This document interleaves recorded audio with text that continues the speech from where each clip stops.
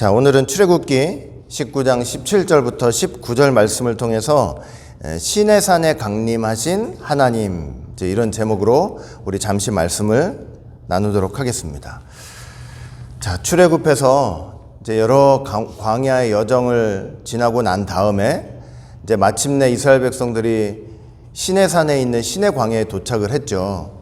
그리고 대망의 사건, 전무후무한 엄청난 사건, 그 역사적 당시 배경으로 볼 때 일어났는데 하나님께서 그 신의 산에 강림을 하신 거예요. 우리는 맨날 듣는 얘기니까 하나님께서 신의 산에 강림하셨다, 그게 그렇게 대수로운 일이냐. 그러나 신명기 볼 때 무슨 말씀이 있냐면, 세상 어느 국민이, 어느 민족이 너희들처럼 이 땅에 강림하셔서 불 가운데 말씀하시는 하나님의 음성을 들은 적이 있느냐, 그걸 듣고도 생존한 적이 있었느냐, 이렇게 언급을 하시면서 이건 도무지 있을 수가 없는 일이라는 거예요. 엄청난 일이라는 것을 말씀을 하는 것이죠.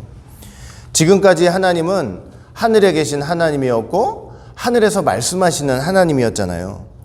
그런데 지금은 친히 신의 산에 강림하셔서 이 땅에 강림하셔서 말씀하시는 하나님이신 거예요.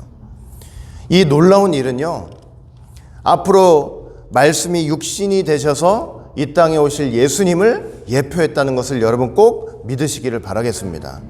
예수님은 하늘에 계신 하나님이 아니고 요한복음 1장 14절 볼 때 뭐라고 말씀을 하고 있어요? 말씀이 육신이 되어 우리 가운데 거하시매. 말씀이 육신이 돼서 우리 가운데 거하시면서 이 땅에서 우리와 얼굴을 맞대고 그렇게 말씀하셨던 하나님이시라는 사실을 지금 선언을 하고 있는 것입니다. 여러분, 구약 때처럼 예수님 오실 때는 연기가 자욱하고 불 가운데서 말씀하시고 온 산이 진동하고 나팔 소리가 크게 들리지는 않았잖아요, 보이는 면에서. 그러나 영적으로 볼 때는 예수님이 그러한 가운데 오신 거예요. 생각해 보세요. 예수님께서 이 땅에 오실 때 저와 여러분들의 귀 속에는 들리지 않았을지 모르지만 얼마나 큰 나팔 소리가 들렸는지 몰라요. 이게 무슨 말인가? 여러분, 예수님이 오실 때 큰 나팔 소리가 들렸는데 그 예수님 오심에 대해서 첫 나팔 소리가 불렸던 것이 언제냐면 창세기 3장 15절 말씀이에요. 하나님께서 여자의 후손을 이 땅에 보내시겠다 말씀하시고 언약하셨잖아요. 그렇게 말씀하시고 언약하셨을 때 바로 그것이 예수님이 오실 때 불려진 첫 나팔 소리였어요. 그리고 구약의 모든 역사들을 통해서 얼마나 많은 예언자들, 선지자들, 얼마나 많은 예언과 말씀을 통해서 예수님이 이 땅에 오시리라고 많은 말씀들을 했습니까? 그게 다 뭐냐면 예수님이 이 땅에 오신다는 나팔 소리인 거예요. 그러니까 예수님이 이 땅에 딱 오실 때 그 모든 나팔 소리들이 다 어울려가지고 가장 큰 나팔 소리가 돼서 이 땅에 불려졌다는 사실을 저와 여러분들은 꼭 믿으시기를 바라겠습니다. 우리가 영적으로 믿음으로 그 나팔 소리를 들을 수 있어야 되는 거예요. 마지막 때도 마찬가지예요. 예수님 그냥 오시는 법 없어요. 느닷없이 오시는 법이 없어요. 반드시 큰 나팔 소리와 함께 오세요. 나팔 소리가 먼저 들리는 거예요. 예수님이 다시 오실 때도 여러분, 이 큰 나팔 소리가 반드시 들립니다. 하나님의 말씀을 통해서, 하나님의 언약을 통해서 반드시 나팔 소리가 들리는 거예요. 물론 보이는 나팔 소리도 있지만 이런 말씀과 언약의 나팔 소리가 반드시 들리는 거예요. 이 나팔 소리를 우리가 믿음으로 귀를 기울이고 있어야만 예수님 오시는 것을 딱 대비하고 준비할 수 있는 것이죠. 자, 하나님께서 이제 신의 산에 딱 강림을 하셨어요. 이제 강림을 하셔가지고 이스라엘 백성들에게 십계명도 주시고 여러 가지 말씀을 하셨잖아요. 그것은 이스라엘 백성들한테 말씀을 주시는 건데, 그 강림하셔서 말씀을 주시기 전에 이스라엘 백성들을 준비시키셨어요. 그냥 덮어놓고 말씀을 주신 게 아니고 준비시켰어요. 그러니까 어떻게 준비를 시켰냐면 이제 세 가지 내용이 있어요. 첫 번째가 뭐냐면 이스라엘 백성들로 하여금 과거의 은혜를 상기시켜줬어요. 과거의 은혜.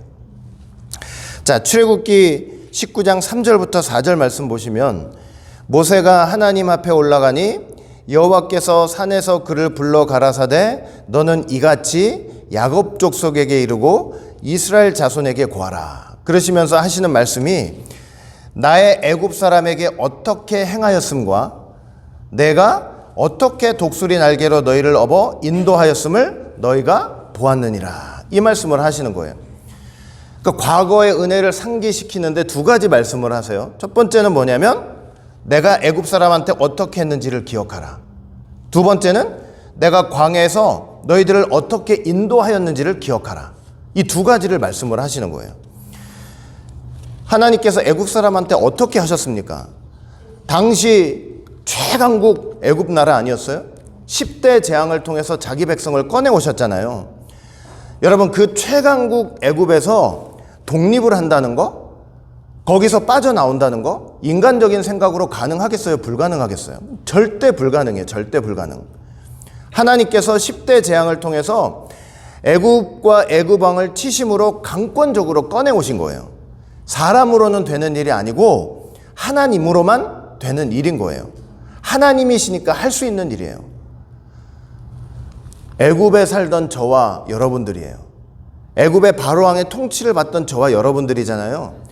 사람이 있잖아요. 어떤 사람이 그 애굽 바로 왕 같은 세상에 빠져가지고 허우적대는 누구도 우리를 꺼내내올 수 없어요. 누가 우리를 꺼내와요? 누가 우리를 설득하고 누가 우리 마음을 바꾸게 해서 저와 여러분들 이 자리에 앉히게 할 수 있어요? 누가 말씀을 전한다고 누가 인간의 온갖 설득의 기술을 동원해서 여러분들 설득해서 이 자리에 어떤 사람이 할 수 있어요? 사람은 할 수가 없는 거예요. 저와 여러분들 스스로 자신을 보면 알잖아요. 하나님께서 친히 찾아와 주셔서 우리의 생각을 바꿔주시고 우리 마음을 설득해 주시니까 그래서 이렇게 나올 수가 있는 거예요. 사람은 할 수 없어요. 구원은 사람으로 되는 게 아니에요. 오직 하나님으로만 된다는 것을 여러분 꼭 믿으시길 바라겠습니다. 그리고 두 번째, 광야에서 어떻게 인도를 했는가? 너희들 잘 생각해 보라. 광야에서 내가 너희들을 독수리 날개로 업어서 지금까지 인도를 했다는 거예요. 광야에서 사실은 얼마나 많은 어려움들이 있었습니까? 힘들다, 어렵다, 괴롭다, 불평, 불만에 모세 죽이려고 그냥 모세 어떻게 해보려고 하나님께 그냥 불만을 토로하고, 그러나 하나님께서는 분명히 말씀하는 거예요. 뭐라고 말씀을 해요? 내가 너희들을 독수리 날개로 업어 지금까지 왔다고 말씀을 하시는 거예요. 생각해 보세요. 어떤 역사가 있었습니까? 앞에는 홍해고 뒤에는 애국 군대, 여호와의 사자가 뒤로 딱 이동을 하니까 구름기둥도 같이 이동을 하는 거예요. 그 애굽 사람들과 이스라엘 사람들을 딱 나눴어요. 애굽 진영에는 흑암이 있고 이스라엘 진영에는 광명이 있고, 그렇게 애국 군대를 묶어 두셔가지고 세상에서는 볼 수 없는 큰 동풍을 일으키셔가지고 그 홍해 바다를 쫙 가르셔가지고 자기 백성들은 마른 땅으로 쫙 걷게 하시고, 애굽 사람들이 그 마른 땅을 자기도 걸어보겠다고 오다가 물로 확 덮으시고. 아니, 믿지 않는 사람들은요, 하나님께서 열어주신 마른 땅 절대 걸을 수 없어요. 아무나 걷는 게 아니에요. 마라에서는 쓴물을 단물로 쫙 바뀌어주셨죠. 먹지 못하는 쓴물을 그 나무를 던지니까 단물로. 율례와 법도를 주시면서 여기 순종해봐. 내가 여호와 라파, 내가 너희들을 날마다 치료하는 하나님이 돼줄게. 신광야에서 양식이 떨어졌을 때 만나와 메추라기를 공급하셨죠. 여러분, 우리는 참 불확실한 미래를 살고 있다 보니까 내가 오늘 이렇게 돈을 벌고 이렇게 살아가는데 내일도 내가 그렇게 똑같이 할 수 있을까? 아무 일 없이 내가 정말 이런 안정적인 생활을 꾸준히 돈을 벌고 별일 없이 이렇게 살아갈 수 있을까? 인간들은 얼마나 걱정합니까? 그런데 하나님께서 만나를 주실 때는요, 그런 걱정이 없어요. 그런 걱정이. 아침에 딱 일어나면은 만나가 있어요. 오늘 먹었던 만나 혹시 내일은 먹을 수 있을까? 혹시 내일 내리지 않으면 어떡하지? 이런 게 하나도 없어요. 오늘 먹었던 만나 내일 아침에 일어나면 또 그 자리에 그대로 만나가 내려져 있는 거예요. 하나님께서 무려 40여 년간 한 번도 걸으신 적이 없어요.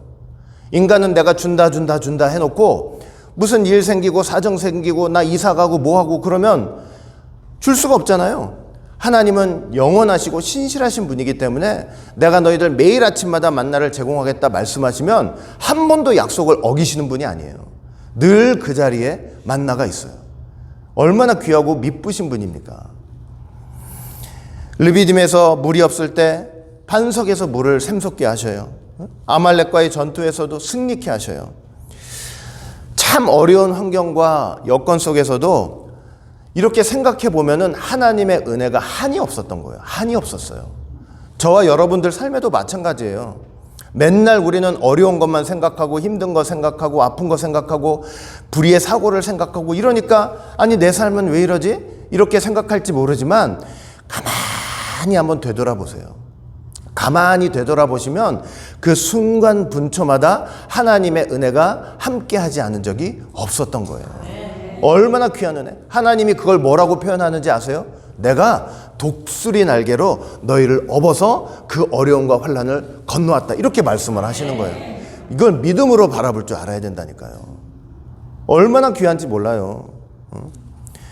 신명기 32장 11절부터 12절 보니까 또 같은 말씀이 기록되어 있죠. 여기 보니까 뭐라고 되어 있어요? 독수리가 하나님이시죠.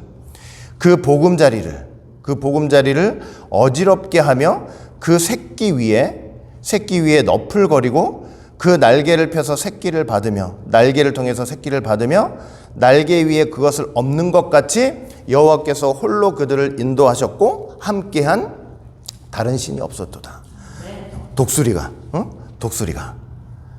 새끼는 이스라엘 백성들을 상징하는 거겠죠. 독수리가 그 보금자리 이스라엘 백성들이 지금 광야에 나와가지고 그 척박하고 어려운 광야 생활을 하고 있지만 하나님께서 그 광야를 뭐라고 표현하시냐면 보금자리라고 표현하시는 거예요. 이 보금자리란 독수리의 둥지를 가리켜요. 둥지. 이 광야가 둥지래요. 둥지고 그 보금자리를 어떻게 하신대요? 어지럽게 하신대요. 어지럽게 한다면 막 이렇게 정신없이 물건도 아무렇게 놓고 그런 게 아니고 저 어지럽다는 말이 여러분 이 원어를 보시면은 어지럽다가 무슨 말이냐면 우루라는 뜻이에요. 우루가 뭔지 아세요? 여러분 많이 들어봤죠? 우루가 잠을 깨다 일어나다 눈을 뜨다.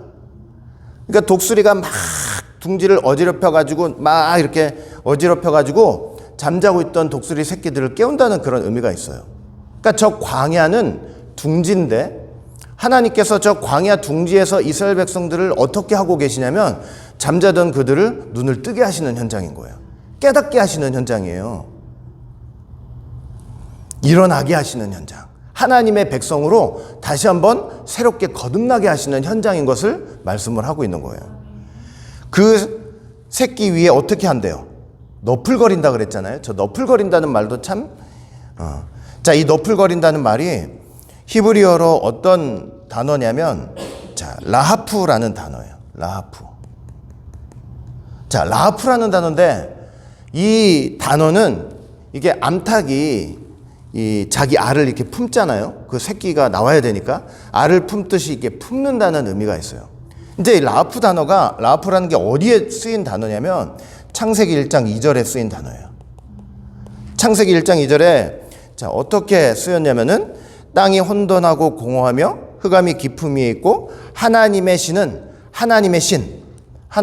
성령을 가리키시죠. 성령을 가리키시는데 그 수면 위에 운행하시니라 있잖아요. 이 운행하다라는 말이 뭐냐면 라하프라는 단어예요. 여러분 상상력을 좀 발휘해 보세요. 지금 처음에 하나님께서 창조하신 땅은 아직 뭐냐면 혼돈하고 질서가 없고 공허해요. 비어있죠. 수면이 깊음 위에 물로 가득 찬 세상이에요. 물로 가득 찬 그 세상을 하나님의 신이 운행하신다는 거 그냥 이렇게 떠다니면서 다닌다라는 단순한 의미가 아니고 그 땅을 지금 암탉이 그 알을 품듯이 소중하게 품고 계시는 모습을 보여주고 있는 거예요. 왜 그래요? 왜? 아니 암탉이 왜 알을 품고 있어요? 거기서 그걸 깨고 새끼가 나와야 되니까 품고 있는 거 아니에요.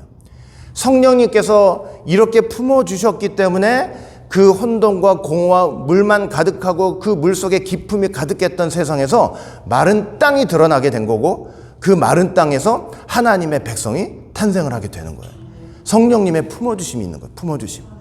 그러니까 광야에서 지금 이 광야의 역사라는 거는 마치 창세기 1장 2절의 역사와 똑같은 거예요. 하나님께서 지금 너풀거리며 품어주시면서 그들을 혼돈과 공허와 그 흑암과 무지와 그런 속에 있었던 이스라엘 백성들을 품어주시면서 하나님의 백성으로 태어나도록, 거듭나도록 지금 역사를 해주고 계시는 장면인 것을 말씀하는 거예요.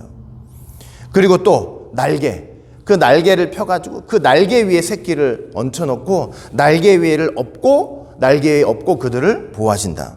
독수리들이 이 자기의 새끼가 무슨 어려움에 처해 있거나 뭐 어디 떨어지려고 한다거나 무슨 훈련을 시킨다고 떨어뜨린다고 할 때 그걸 떨어뜨려서 놔버리면 그냥 죽으니까 그 떨어지는 거 뭐 어떻게 떨어지려고 하는 거 다 뭘로 받냐면 날개로 받는 거예요. 날개로 그들을 딱 안아가지고 보호를 하는 거예요. 그렇게 했듯이 하나님께서도 이스라엘 백성들을 어떻게 하셨다는 거예요? 너무나 많은 어려움이 없었던 건 아니지만 그 어려움 속에서 떨어져 가지고 죽을 것 같았지만 절대 죽지 않게 날개를 쫙 피셔가지고 그들을 그 날개 위에 탁 얹어가지고 지금 이 시내산까지 인도하셨다. 그 말씀을 하시는 거예요. 저와 여러분들 삶에도 바로 이 독수리의 날개, 하나님의 날개가 분명히 확 펴져가지고 나 죽는다 하기 전에 여러분들을 탁 업어가지고 하나님 원하시는 그 자리로 인도해 주신다는 거 꼭 믿으시기를 바라겠습니다. 얼마나 귀해요. 얼마나 하나님의 보호하심이 얼마나 귀해요. 왜 이렇게 하나님의 은혜를, 과거의 은혜를 상기시켜 줬느냐. 이스라엘이 지금 시내산 광야에 딱 도착했잖아요. 시내 광야에 도착했는데 왜 상기시켜 주셨느냐. 시내산 말씀 앞으로 인도하시기까지 너희가 하나님의 은혜로 온 거다, 그거예요. 하나님의 은혜로 온 거다. 이 하나님 앞에 나온 거, 말씀 앞에 나온 거 하나님의 은혜로 나온 거다, 그거예요. 너희들 그냥 여기 도착한 것 같지? 하나님의 은혜로만 가능했다는 것을 말씀을 하는 거예요. 은혜가 없었다면 여기 올 수 없었다. 오늘 이 자리에 여러분들이 그냥 덜렁덜렁 나오신 것이 아니고 하나님의 은혜로만 나오셨다는 사실을 먼저 꼭 기억하시길 바라겠습니다. 말씀 받기 전에, 하나님 만나기 전에 그 사실을 먼저 깨닫고 믿음으로 고백하시길 바랄게요. 자, 그 다음에 두 번째, 이제 어떻게 이스라엘 백성들을 준비시켰냐면, 자, 언약 체계를 제의하셨어요. 언약 체계를 제의. 자, 출애굽기 19장 5절부터 6절 보시면, 세계가 다 내게 속하였나니 너희가 내 말을 잘 듣고 내 언약을 지키면 너희는 열국 중에서 내 소유가 되겠고 너희가 내게 대하여 제사장 나라가 되며 거룩한 백성이 되리라. 너희는 이 말을 이스라엘 자손에게 전할지니라. 이 말씀을 하셔요. 자, 하나님께서 지금 이스라엘 백성들을 그 독수리의 날개로 업어가지고 시내산 앞으로 인도하신 목적을 말씀해 주시는 거예요. 그들에게 말씀을 주시고 그 말씀을 통해서 언약을 맺기 위해서 인도를 하셨던 거예요. 출애굽한 이스라엘 백성들은 하나님의 언약 관계 속에 먼저 들어가야 돼요. 천국 가기 전에, 가나안 땅 들어가기 전에 언약 관계 속에 먼저 들어가야 되는 거예요. 이스라엘 백성들을 하나님께서 출애굽시키신 이유가 뭐냐? 그들을 언약 관계로 인도하시기 위해서. 예수님을 믿는 우리도 마찬가지예요. 우리가 예수님을 믿는다. 예수님을 믿고 영접한다. 이렇게 말할 때 죄와 사망의 권세에서 해방된 신분만 갖게 되는 게 아니에요. 자동적으로 어떤 관계 속으로 들어가냐면 하나님 말씀에 순종하는 언약 관계로 들어가게 돼 있는 거예요. 예수님을 믿으면 아브라함의 아들이 된다고 말씀드렸잖아요. 아브라함의 아들이 된다는 것은 언약 자손이 된다는 거죠. 아브라함의 아들이라면 아브라함의 행사를 해야 된다고 예수님이 말씀을 하셨어요. 아브라함의 행사, 아브라함의 일. 아브라함이 여러 가지 일을 했는데 아브라함 일, 아브라함의 행사, 히브리어로 엘곤인데 아브라함의 엘곤, 그 헬라어로 엘곤인데, 자, 그 아브라함의 행사의 핵심이 뭐냐면 여러분들 잘 아시는 대로 창세기 12장 4절 보니까 아브라함이 어떻게 갔다 그랬어요? 여호와의 말씀을 쫓아갔고, 아브라함이 많은 일을 했지만 그 수많은 일의 가장 핵심이 뭐냐면 하나님 말씀을 쫓아가는 거예요. 하나님 말씀을 쫓아가는 일이에요. 그러니까 하나님의 언약 백성들은, 아브라함의 자손들은 아브라함의 일을 해야 되는데 그 아브라함의 일이라는 것은 날마다 하나님 말씀을 쫓아가는 거예요. 날마다 말씀을 쫓아가는 그런 일을 해야 된다. 그러니까 하나님께서 이제 언약 체결을 이렇게 제의를 하시는 거예요. 야, 앞으로 내가 시내산에서 십계명과 뭐 각종 율법들을 선포할 텐데, 자, 이제 언약 체결을 제의하세요. 뭐라고 하시냐면, 자, 너희가 내 말을 잘 듣고 내 언약을 지키면 너희는 열국 중에서 내 소유가 되겠고, 너희가 내게 대하여 제사장 나라가 되며 거룩한 백성이 되리라. 너는 이 말을 이스라엘 자손에게 고할지니라. 그러니까 이렇게 언약 체결을 제의하신 거예요. 자, 뭐라고 하셨냐면 내 말 잘 들어야 돼. 내 말 잘 듣고 순종하면 너희를 뭘로 삼아 주시겠다 그랬어요? 내 소유로 삼아 주시겠다 그랬죠. 내 소유는 세굴라라는 단어인데 저것은 특별한 소유를 가르쳐요. 특별한 소유. 내가 가장 아끼는 소유물이에요. 온 세계가 다 하나님께 속겠다고 그랬잖아요. 온 세계가 다 하나님의 소유물이잖아요. 그런데 언약을 잘 지키고 행하면 너희는 특별히 그 소유 중에서 내가 가장 아끼는 소유물로 삼겠다. 그런 의미가 있어요. 그 다음에 제사장 나라가 된대요. 제사장 나라가 된다는 것은 온 세상을 대표해서 하나님 앞에 나아가는 특별한 신분을 가리켜요. 이 제사장 신분은 본래 누구한테 있었던 거냐면 아담한테 있었던 거죠. 세상을 대표해서 하나님 앞에 나아가는 아담한테 이 제사장 신분이 본래 있었던 거잖아요. 근데 이스라엘 백성들한테 그런 신분을 주겠다는 거예요. 내 말씀 잘 지키면. 그러니까 하나님과 가장 가까이 할 수 있는 자격이에요. 가장 가까이 할 수 있는 자격. 그러니까 얼마나 귀하겠어요. 근데 그뿐만이 아니에요. 온 세상을 다 대표를 하고 있기 때문에 난 하나님 앞에 내가 제일 가까이 있어. 이래가지고 자랑할 게 아니고 세상도 대표하기 때문에 세상에 대한 책임감도 갖고 있어야 돼요. 그래서 그 세상을 향해서 하나님의 뜻을 전하기도 해야 되고 그들을 위해서 간절히 기도하기도 해야 되고 그들을 하나님 앞으로 인도해야 되는 그런 책임 있는 게 바로 제사장이에요.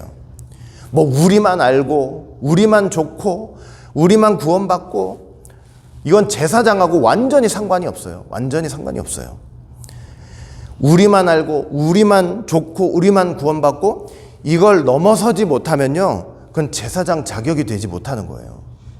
그러니까 우리 교회도 뭐 구속사 말씀이 아무리 좋고 좋다 해도 이게 우리를 넘어서지 못하잖아요. 우리를 넘어서지 못하면 우리 교회는 제사장 사명을 감당할 수가 없는 거예요. 반드시 우리를 넘어서야 돼요. 우리. 나만 좋아가지고 이러는 게 아니고 저도 좋아야 돼요.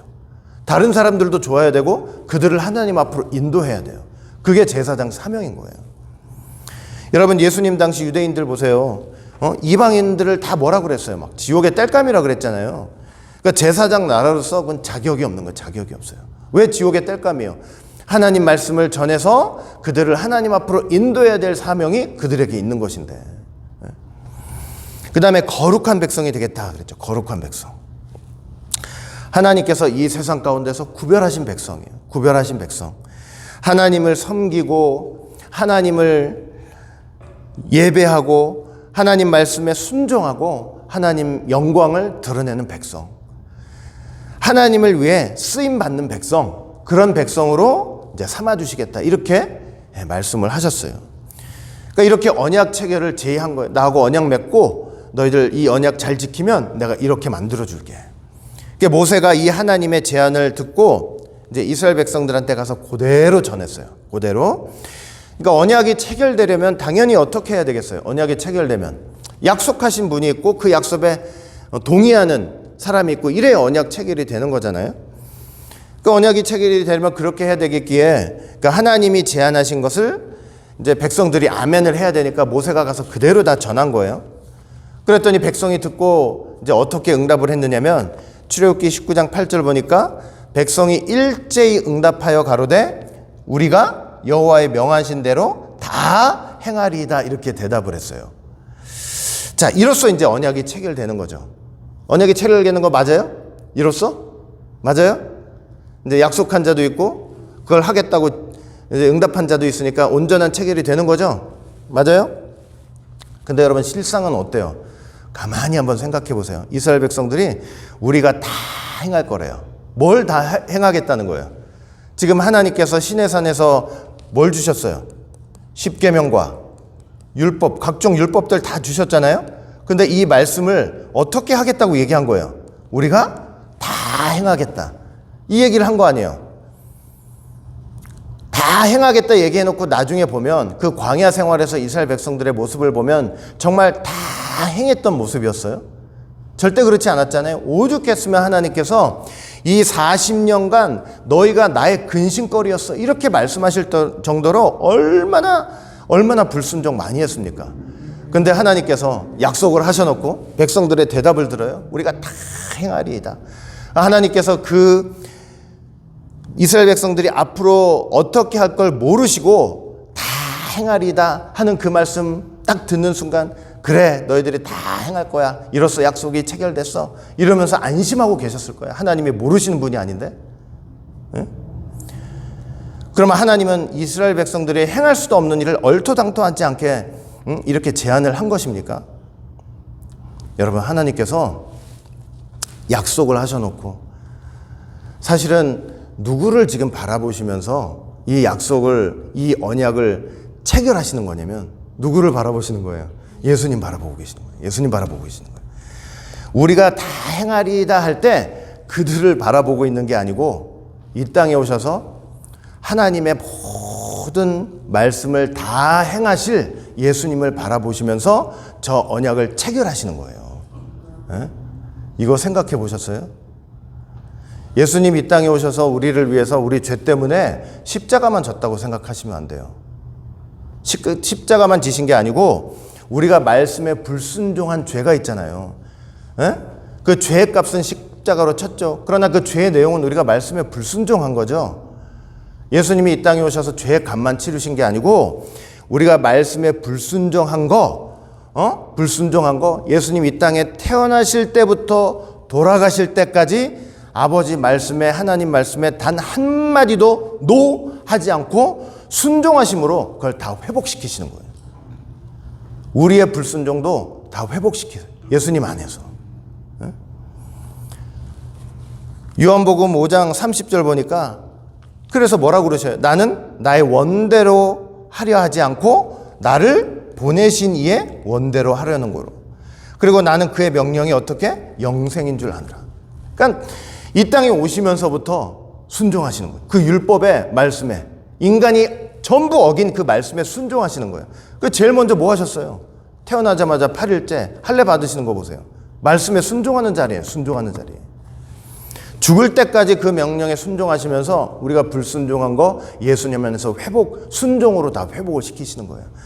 죄값만 치르신 게 아니고. 그래서 여러분 갈라디아서 4장 4절 있죠. 때가 참에 그 하나님이 그 아들을 보내서 예수님을 어디에서 나게 하셨대요? 여자에게서 나게 하시고 율법 아래서 나게 하셨대요. 여자에게서 나게 하셨다는 것은 예수님께서 이 땅에 사람으로 오신 사실을 말씀을 하고 있고 율법 아래 오셨다는 것은 율법 아래 나게 하셨다는 것은 원래 예수님은 어떤 분이에요? 명령하시는 분이잖아요. 자, 명령하는 자인데 율법 아래 오셨다는 것은 어떻게 오셨다는 거냐면 이 땅에 순종하는 자로 오셨다는 거예요. 말씀 앞에 순종하는 자로 오셨다. 이런 의미가 있는 거예요. 우리 대신에 이 땅에 순종하는 자로 오신 거예요. 순종하는 자로. 순종하는 자로 오셔서 죽으실 때까지 순종하다 가시는 거예요. 불순종을 다 순종으로 회복. 하나님께서 이처럼 그 말씀과 언약에 온전히 순종하실 예수님을 바라보면서 언약을 체결하시는 거예요. 그래서 여러분, 구약의 모든 언약이라는 게 어떤 시대적 배경이 있고 어떤 대상이 있잖아요. 그 시대적 배경에서 어떤 대상과 언약을 맺으시는 거지만, 사실은 영적으로 볼 때, 구속사적으로 볼 때 하나님께서 누구를 바라보시면서 그 인간과 언약을 맺으시는 거냐면 예수님 바라보시면서 맺으시는 거예요. 하나님이 그 사람을 믿을 것 같아요? 아브라함한테 언약하면은 아브라함이 평생 죽을 때까지 예수님처럼 말씀 앞에 순종하며 살아갈 거, 그거 믿고 언약하시는 것 같으세요? 절대 그렇지 않아요. 예수님 바라보시면서 언약하시는 거예요. 우리 착각하면 안 돼요. 하나님이 언약하시면 인간이 순종함으로 성취된다? 대착각이에요, 대착각. 하나님이 언약하시고요, 하나님 자신이 이루어 가심으로 성취되는 거예요. 예수님 안에서 성취가 되는 거예요. 창세기 15장 횃불 언약 보면 알잖아요. 두 사람이 언약을 맺을 때 쪼갠 고기 사이로 두 사람이 지나가야 돼요. 말씀 어기면은, 이 약속을 어기면 어긴 사람 짐승을 쪼갰듯이 쪼개서 죽인다는 의미가 있잖아요. 근데 그 횃불 언약을 맺으시면서 그 희생 제물들을 쪼개 가지고는 누구만 지나가셨어요? 횃불만 지나갔잖아요. 하나님만 지나가신 거예요. 사람이 거기 지나가 보게 되면 어떻게 되겠어요? 그 사람은 여지없이 그냥 쪼개물 당할 수밖에 없어요. 그러니까 하나님이 지나가시는 거예요. 내가 다 이루겠다, 그거예요. 내가 다 이루겠다. 우리가 다 행하리이다? 맞아요. 순간은 맞아요. 그게 진심이었겠죠. 당연히 그 당시로서는. 근데 하나님은 인간의 진심 갖고 일하시는 분이 아니에요. 인간의 진심 갖고 일하시는 분이라고요? 인간의 진심을 믿고 일해요? 우리가 다 행하리이다. 예수님이 다 행하실 것을 보시고 언약이 체결되는 거예요. 여러분, 우리가, 저와 여러분들이 말씀 앞에 순종한다 하지만 온전한 순종이 되던가요? 네? 그때뿐일 때가 많잖아요. 우리의 부족하고 불완전한 이 순종을 하나님께서 기쁘게 받으시는 이유는 단 하나밖에 없어요. 예수님의 완전하신 순종함과 십자가 사역 터 위에서 우리를 받으셨기 때문에 그래요. 받아주셨기 때문에 우리의 순종이 너무나 부족하고 보잘것 없는데도 그거를 갖다가 완전하게 받아주신다니까요. 그러니까 언약이 체결되는 거예요. 언약이. 그러니까 여러분, 얼마나 귀한 터 위에서 우리가 신앙생활 한다는 거, 그 터 위에서 제가 저번 주에도 그래서 말씀드렸잖아요. 저번 주인가 그저번 주. 우리는 하나님의 손을 꽉 잡을 수 있어요, 없어요? 못 잡아요, 못 잡아. 4살, 5살짜리가 그 약한 힘으로 아빠 손을 붙잡는 그거밖에는 할 수가 없어요. 우리는 연약한 손으로, 연약한 힘으로밖에는 못 잡아요. 그런데도 이 손이 띄어지지 않는 이유는 하나님께서 그보다 강한 힘으로 우리를 붙잡아주고 계시기 때문에. 다시 한번 여러분 꼭 생각하시고 감사하시면서 기억하시면서 이 연약한 힘으로 잡고 있는 손이라도 놓지 마시라고요. 이거 왜 놔요, 왜 놔? 이거라도 잡고 있으면 하나님이 그 새끼손가락이라도 있는 힘을 다해서 잡아주시는데 이걸 왜 놓냐고요. 셋째, 또 어떤 준비를 시키셨냐면 하나님은 시내산에 강림하시기 전에 이스라엘 백성들을 성결케 하셨어요. 성결케. 자, 출애굽기 19장 10절부터 11절 보면 표준 세번역으로 읽어볼게요. 주께서 모세에게 말씀하셨다. 너는 백성에게로 가서 오늘과 내일 이틀 동안 그들을 성결하게 하여라. 그들이 옷을 빨아 입고서 셋째 날을 맞이할 준비를 하게 해라. 이 셋째 날에 나 주가 온 백성이 보는 가운데서 시내산에 내려가겠다. 그러니까 하나님께서 지금 오늘과 내일 이틀 동안 이스라엘 백성들을 성결하게 하라고 말씀을 하셨어요. 근데 그 성결의 내용은 뭐냐면 이틀 동안 뭐를 하래요? 옷을 빨래요. 이 옷을 빨래요. 옷을 빨으라. 근데 옷을 빤다는 것은 단순히 이 입고 있는 겉옷을 세탁하라는 의미가 아니고 그 옷을 빨면서 뭘 하라는 거예요? 내적 성결을 이루라, 그 뜻이에요. 내적 성결. 내적 성결을 이루라.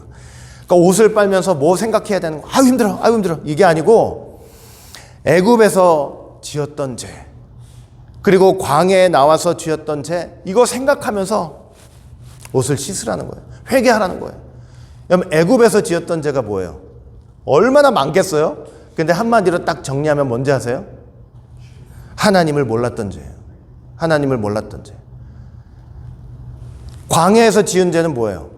광야에서 지은 죄는 불평하고 불만 터뜨리고, 이게 다 노예근성이에요. 노예근성. 하나님 앞에 감사가 없었던 죄. 이거 옷을 빨면서 그냥 그 죄를 전부 깨끗하게 씻으라고 말씀을 하시는 거예요. 자, 또 어떤 준비를 시키셨느냐? 출애굽기 19장 15절. 그는 백성에게 자, 셋째 날 맞을 준비를 하고 남자들은 여자를 가까이 하지 말라. 근데 여기 여자라는 것은 뭐냐면 이건 아내. 부부 관계 속에서 아내를 가리키는 거예요. 그러니까 부부 관계일지라도 하나님께서 강림하실 준비를 하기 위해서는 그 관계도 금하라, 이렇게 말씀을 하시는 거죠. 하나님은 결혼한 부부라도 동침을 금하게 하면서 몸과 마음이 완전히 정결하도록 그렇게 성결을 준비하신 거예요. 여러분, 하나님 앞에 거룩함 없이는 우리가 도무지 설 수가 없어요. 거룩함 없이 하나님 앞에 설 수 없어요. 셋째 날 하나님이 강림하실 텐데, 셋째 날 하나님 강림하시는 그 하나님 앞에 거룩함이 없이, 하나님 앞에 거룩함이 없이 설 수는 없다라는 것을 보여주기 위해서 이렇게 성결의 준비를 하는 거예요. 그러니까 우리도 마찬가지예요. 우리도 뭐 없이는 설 수 없어요. 거룩함 없이는 하나님 앞에 설 수 없어요. 나 어떻게 거룩하지? 어떻게 거룩하지? 예수님께서 그 희생의 보혈의 피로써 저와 여러분들을 깨끗이 씻어주셨다는 거 꼭 믿으시길 바라겠습니다. 아셨죠? 그 믿음을 갖고 하나님 앞에, 은혜의 보좌 앞에 담대히 나가는 거예요. 그러면서 날마다 죄를 회개하는 삶을 살면 되는 거고. 그 다음에 또 어떤 일을 하셨냐면 출애굽기 19장 12절 보니까 너는 산 주위로 뭐를 정하래요? 경계선을 정해주어 백성이 접근하지 못하게 하고 산에 오르지도 말고 가까이 오지도 말라고 경고해라. 산에 들어서면 누구든 죽음을 면하지 못할 것이다, 이러는 거예요. 자, 하나님께서 뭘 하게 하셨냐면요, 이 하나님이 시내산에 강림하실 텐데 그 시내산 주위에 철조망 세우게 하신 거예요. 철조망, 경계선 딱 세우게 하셔가지고 사람들로 하여금 하나님이 강림하실 그 시내산에 들어오지 못하도록 딱 막으시는 거예요. 막으시는 거. 이것은 뭐냐면 하나님과 이 피조물 사이에 있는 절대적인 간격을 보여주시는 거예요. 실물 교육을 하고 계시는 거예요. 하나님과 피조물, 창조주와 피조물 사이에 있는 절대적인 간격을 지금 실물 교육하시는 거예요. 그분은 아무리 이 땅에 오셔가지고, 이 땅에 강림하셔가지고 말씀을 하신다고 해도, 예수님은 이 땅에 오셔가지고 육신을 입고 이 땅에 오셔가지고 우리하고 같이 먹고 자고 화장실도 가고 또 말씀도 하시는 분인데, 아무리 그런 인간의 모습으로 이 땅에 오셨다 할지라도 그분과 나 사이에는 뭐가 있다는 거예요? 넘어설 수 없는 절대적 간격이 있다는 것을 지금 보여주고 있는 거죠. 그분은 인간과 무한한 간격이 있는 하나님 자신인 것을 실물 교육하는 거예요. 그러니까 이틀 동안 옷도 빨게 하고 부부도 관계하지 못하게 하고 철조망도 치게 해가지고 이제 강림하실 준비를 딱 하는 거예요. 그리고 하나님은 몇째 날 강림하시겠다 그랬어요? 셋째 날 강림하시겠다 그랬어요. 그리고 마침내 셋째 날 하나님이 막 시내산에 강림하세요. 자, 이 강림하시는 장면은 제가 다음에 한번 알아볼 거예요. 막 불 가운데서요, 또 산이 진동하고 이런 것도 다 의미가 있어요. 이거는 지금 시간이 없어서 다 못하고 강림을 딱 하셨어요. 자, 강림을 하셔가지고 모세가 그 강림하신 하나님을 만나기 위해서 그 노구를 이끌고 시내산에 딱 올라갔어요. 딱 올라가서 이제 무슨 말씀하시나, 이제 막 이 준비를 하고 있는데 하나님이 무슨 말씀하셨는지 아세요? 출애굽기 19장 21절 보니까 여호와께서 모세에게 이르되 내려가서, 다시 내려가래요. 올라왔더니 다시 내려가래요. 내려가서 뭘 하래요? 백성을 신칙하라 그러는 거예요. 신칙하라. 백성이 돌파하고 나 여호와께로 와서 보려고 하다가 많이 죽을까 하노라. 신칙하라가 무슨 뜻이냐면요, 백성한테 다시 한번 뭐 하라는 거예요? 경고하라는 뜻이에요. 경고하라. 무슨 경고를 하라는 거예요? 시내산에 절대로 올라오지 마라 라고 다시 경고를 하라고 하시는 거예요. 아까 말씀드렸잖아요. 80이잖아요 모세가. 그 노고를 이끌고 그냥 그 시내산에 올라갔는데, 간신히 올라갔는데 8번이나 올라갔었죠 사실은. 근데 하나님이 올라가자마자 여러분들 기꺼이 올라갔더니 하나님이 다시 내려가래요. 다시 내려가가지고 백성들에게 한 번 더 경고하라 그러는 거. 그래서 순간 모세가 인간적 생각이 들었어요. 그래가지고 아우 하나님 하나님, 아예 하나님 말씀하신 대로 벌써 경계선 철조망도 다 쳐놨어요. 누가 올라올 일 없습니다. 그랬더니 하나님이 다시 내려가 또 그러시는 거예요. 다시 내려가서 경고를 다시 하라. 야, 그러니까 하나님께서는 지금 뭘 보고 계시는 거예요? 그 인간의 타락한 본성을 보고 계시는 거예요. 그렇게 해도 넘어올 인간들이 많다는 걸 하나님은 벌써 보고 계시는 거예요. 예? 그러니까 인간한테는 늘 그런 충동이 있다는 거예요. 하나님이 정하신 선을 넘으려는 충동이에요. 선을 넘으려는 충동. 응? 여러분, 아담과 하와가 얼마나 하나님의 형상으로서 사랑 많이 받았습니까? 근데 그 사랑 안에서 뭘 한 거예요? 넘지 말아야 될 선을 넘은 거 아니에요? 먹지 말라고 했는데 그 선을 넘어버린 거 아니에요? 하나님이 모르실까요, 그거? 모르시겠어요? 이스라엘 백성들, 우리는 보세요. 이게 넘다가 죽은 사람 없으니까, 있지도 않을 일을 갖고 저러시나 그러지만 하나님은 벌써 보시는 거예요. 저게 그 경계선 쳐놨는데도 그거 뚫고 올라올 그 장면을 보고 계시는 거예요. 그러니까 당장 내려가서 다시 경고하라 그러시는 거예요. 응? 그래서 3일째 강림을 하셨지만 실제로는 3일째 말씀을 하지 않으셨어요. 강림하셔가지고 3일째 말씀하신 거 아니고 그 다음날 4일째 돼가지고 말씀을 하셨어요. 그래서 이스라엘 백성들로 하여금 온전히 며칠을 준비하게 하셨어요. 온전히 3일을 준비하게 하신 거예요. 온전히 3일을. 그러니까 하나님 만나기 전에 온전히 이스라엘 백성들로 하여금 딱 3일 길을 걷게 만드신 거죠. 사람의 생각과 중심을 너무 잘 아시고, 그리고 하나님의 그 속에 무슨 생각하고 있는지, 거가 뭐가 들어가 있는지 하나님은 너무 잘 아시니까 그 크고 깊은 생각 모세가 따라갈 수가 없어요. 아니 당연히 줄 쳐놨는데 누가 넘어오겠습니까? 사람은 그런 생각하는데요, 하나님은 넘어온다 그거예요. 넘어온다. 그러니까 빈틈없는 사랑이죠.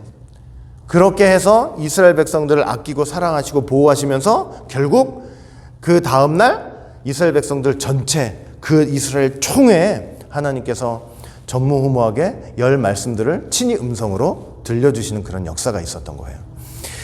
자, 우리가 오늘 이 말씀들을 통해서 이 땅에서 우리가 정말 이제 하나님 앞에 가야 되는데, 우리가 그 하나님 앞에 가기 전에 어떤 삶을 살아야 될 것인가. 정말 어린 양의 피로, 물론 회심했지만 어린 양의 피로 날마다 자기 옷을 씻으면서요, 내 옷을 씻으면서 하나님 앞에 내가 어떤 죄를 지었고 또 어떤 회개할 것이 있는지 날마다 생각하면서 회개하라는 거. 그 다음에 또 뭐냐면, 피조물로서 우리가 또 중요하게 생각해야 될 게 뭐냐면, 절대로 넘지 말아야 될 선, 하나님이 정하신 선, 이걸 넘어서지 말아야 된다는 거. 이거 여러분 꼭 기억하시길 바라겠습니다. 제가 여러 번 말씀드리지만 구속사 말씀은 우리가 이 성경을 바라보면서, 성경을 통해서 내 마음대로 생각할 수 있는 것들이 있는데 그렇게 생각하지 않도록 우리한테 분명한 선을 구워주신 역사예요. 예수님, 구속사, 이 이상을 넘어서 생각하지 말라는 거예요.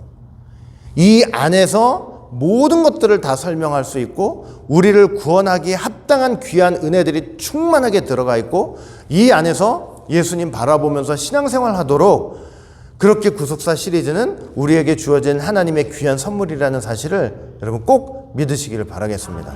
말씀도 내 마음대로 생각하면 절대로 안 된다는 거. 그리고 여러분 생각해 보세요. 이 구속사를 통해서 그 모든 구약의 역사를 하나하나 되짚어 보는데, 거기에 그 속에 하나님이 예수님을 보내시는 그 경륜을 하나하나 배울 때 우리 마음이 사실은 얼마나 뜨거워져요. 우리 마음이 왜 뜨거워지는지 아세요? 감정이 출렁해서 그런 게 아니고 그 속에 담긴 그 예수님, 하나님의 경륜 속에 담긴 예수님이 보이기 때문에 우리가 뜨거워지는 거예요. 우리 마음은 예수님 안에서만 뜨거워질 수 있어요. 우리 마음은 예수님 안에서만 감동이 될 수 있다니까요. 누구를 통해서 감동받을 거예요. 근데 그 포인트에서 예수님을 다 끄집어 내주시니까 얼마나 그 속에서 감동이 되냐고요. 그러니까 귀한 말씀인 거 깨닫고 끝까지 말씀함에 창념하면서 예수님 붙잡고 그 나라 갈 때까지 정말 거룩한 믿음의 삶을 사시고 정말 피조물로서 하나님의 아들로서의 선을 넘지 않으면서 결국은 다 천국에서 하나님을 뵙게 되는 그 귀한 축복을 받는 모두가 되시기를 주의 이름으로 간절히 축원을 드리겠습니다. 기도합니다. 사랑과 은혜가 풍성하신 아버지 하나님, 오늘도 이렇게 귀하고 복된 시간을 통해서 다시 한번 하나님의 은혜 가운데 귀한 말씀을 나눌 수 있도록 인도하여 주시니 진심으로 감사드립니다. 하나님, 오늘 귀한 말씀을 통해서 다시 한번 정말 시내산에 강림하시기 전에 여러 가지 이스라엘 백성들을 준비시킨 사건을 통해 우리 자신을 돌아보면서 우리가 하나님 앞에 이렇게 인도된 것이 얼마나 크신 하나님의 은혜 속에서 된 것인지를 깨닫게 하여 주시고, 또 저희는 부족하나, 우리는 너무나 부족하나 예수님 안에서 끝까지 우리와 언약을 체결하시고 언약 백성으로 우리를 끝까지 붙잡아 주신다는 사실에 감사하게 하시고, 날마다 어린 양의 피로 정말 우리의 겉옷을 씻는 그 회개의 삶을 통해 하나님 앞에 갈 수 있는 준비 잘 할 수 있도록 하나님께서 축복하시고 붙잡아 주시옵소서. 감사하며 예수님 이름으로 기도합니다. 아멘.